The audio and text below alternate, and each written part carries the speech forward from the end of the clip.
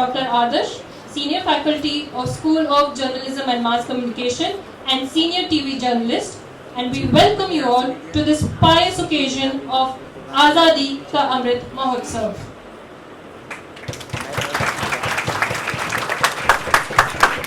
हिमाद्रि तुंग श्रृंग से प्रबुद्ध शुद्ध भारती, स्वयं प्रभा समुज्ज्वला स्वतंत्रता पुकारती। अमर्त्य वीर पुत्र हो, दृढ़ प्रतिज्ञ सोच लो, प्रशस्त पुण्य पंथ है, बढ़े चलो बढ़े चलो। हम भारत के लोग लगातार आगे बढ़ रहे हैं, मगर आज उस वक्त को याद करना बहुत जरूरी है जब देश आजाद हुआ था, यानी कि 15 अगस्त 1947। और उसी आजाद भारत के 75 वर्ष पूरे होने और देश की संस्कृति और उपलब्धियों के गौरवशाली इतिहास को याद करने और जश्न मनाने के लिए भारत सरकार ने एक पहल की है, जिसका नाम है आजादी का अमृत महोत्सव। और आज हम सभी इस देश की बहुत तेजी के साथ लगातार आगे बढ़ती जा रही Sirmaur company, Ola and Noida international university के हम सभी भारतवंशी आज आजादी का अमृत महोत्सव का जश्न मनाने के लिए एकत्रित हुए हैं। आजादी का अमृत महोत्सव भारत की सामाजिक, सांस्कृतिक, राजनीतिक और आर्थिक पहचान को प्रगति की ओर ले जाने वाली सभी चीजों का मिला जुला रूप है। आजादी का अमृत महोत्सव की आधिकारिक यात्रा की शुरुआत 12 मार्च 2021 को हुई और यह 75 सप्ताह यानी कि 15 अगस्त 2023 तक चलेगी। भारत के माननीय प्रधानमंत्री ने आजादी के अमृत महोत्सव का आगाज करते हुए कहा, आजादी का अमृत महोत्सव यानी आजादी की ऊर्जा का अमृत। आजादी का अमृत महोत्सव यानी स्वाधीनता सेनानियों से प्रेरणाओं का अमृत। आजादी का अमृत महोत्सव यानी कि नए विचारों का अमृत, नए संकल्पों का अमृत। आजादी का अमृत महोत्सव यानी आत्मनिर्भरता का अमृत। और इसीलिए आज का यह महोत्सव राष्ट्र के जागरण का महोत्सव है। यह महोत्सव सुराज्य के सपने को पूरा करने का महोत्सव है। यह महोत्सव वैश्विक शांति का, विकास का महोत्सव है। इस महोत्सव के कुछ उद्देश्य हैं जो भारत सरकार ने निर्धारित किए हैं। पहला उद्देश्य है कि इतिहास में मील के पत्थर यानी कि गुमनाम नायकों को याद करना। और जब हम गुमनाम नायकों की याद करते हैं तो सिर्फ वीरों की बात नहीं करते हैं। हमें याद होगा कि महाराणा प्रताप का चेतक यानी रणबीच चौकरी भर भर कर, रणबीच चौकरी भर भर कर चेतक बन गया निराला था। राणा प्रताप के घोड़े से पड़ गया हवा का पाला था। जो तनिक हवा से बाग हिली लेकर सवार उड़ जाता था। राणा की पुतली फिरी नहीं तब तक चेतक मुड़ जाता था।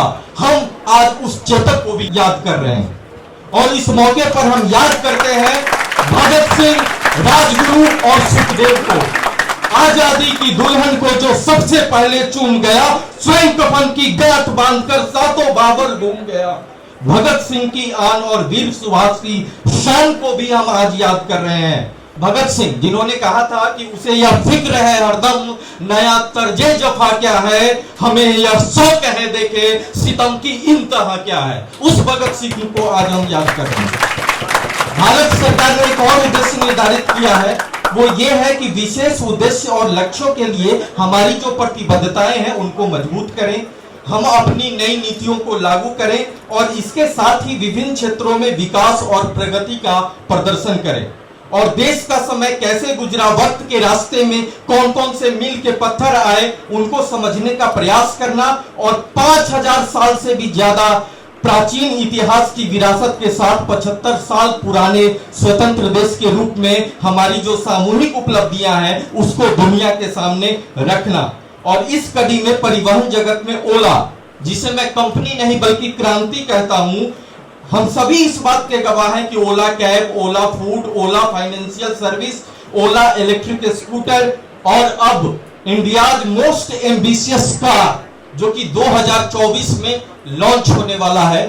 इस तरीके से हम देख सकते हैं कि भारत की प्रगति में किस तरीके से ओला अपनी सराहनीय भूमिका निभा रहा है।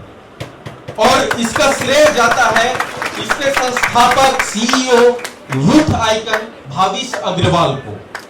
वही भाविश अग्रवाल जिन्हें दुनिया की सबसे मशहूर पत्रिका टाइम मैगजीन ने 100 सबसे प्रभावशाली लोगों इन्फ्लुएंशियल पीपल ऑफ 2018 में शामिल किया और 2017 में इकोनॉमिक टाइम्स ने उन्हें entrepreneur of the year award से नवाजा। आईआईटी बॉम्बे के छात्र रहे और माइक्रोसॉफ्ट से अपने करियर की शुरुआत करने वाले भविष्य को ओला कैब का आइडिया उस वक्त आया था जब उन्हें टैक्सी के साथ उनका अनुभव खराब रहा था।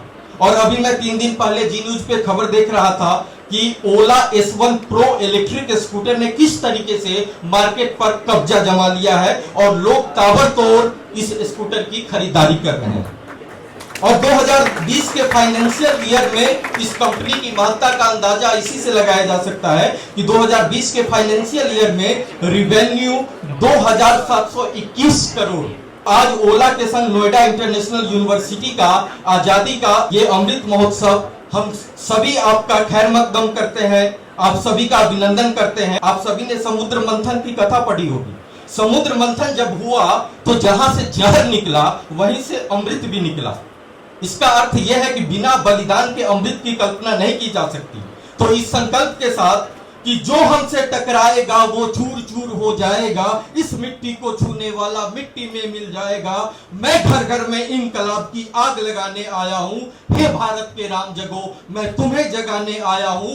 100 धर्मों का धर्म एक बलिदान बताने आया हूं। जय हिंद, जय भारत, वंदे मातरम, इनकलाब जिंदाबाद।